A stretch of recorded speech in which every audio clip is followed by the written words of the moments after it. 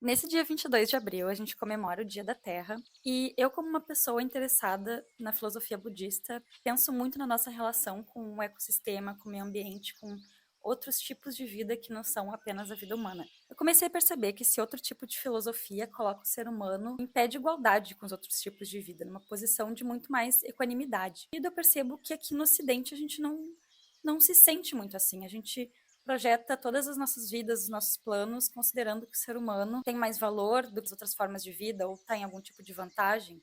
E aí, nesse sentido, eu queria perguntar da onde que vem a base desse nosso comportamento de nos sentirmos tão desconectados da natureza, da gente se sentir tão descolados e diferentes e até privilegiados, como se a gente pudesse usar esses recursos como recursos e não como a vida que são, sabe? O que que tu tem a dizer sobre isso?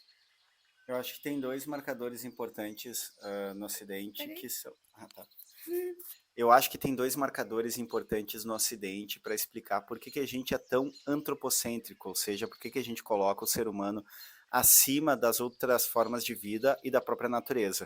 O primeiro marcador é o cristianismo, que vai colocar, inclusive, como uma premissa, e isso vem já da tradição judaica, que Deus criou o mundo e os seres para serem subjugados pelo homem, ou seja, servem ao homem, já nos coloca num outro patamar em relação à própria natureza, porque a Bíblia está dizendo que tudo foi criado para o nosso bem.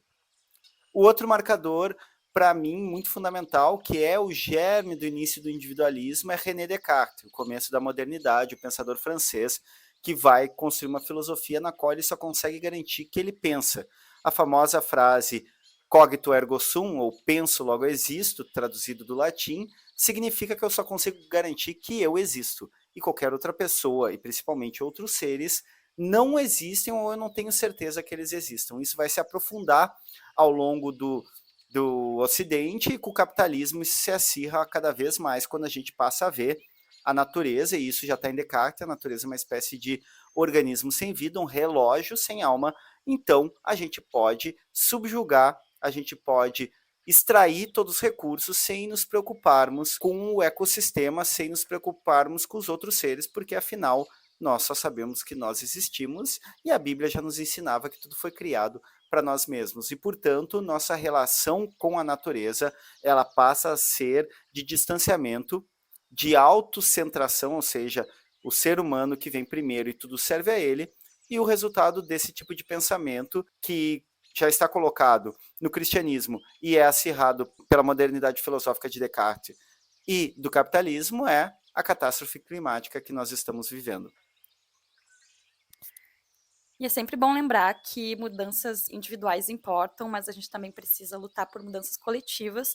Então, a gente precisa de representantes políticos que estejam falando desse tema com seriedade e dispostos a enfrentar isso, porque a gente reduzir a quantidade de água que a gente usa, a gente reduzir a quantidade de carne que a gente come, tem impacto, mas a gente também precisa lutar por isso politicamente e coletivamente.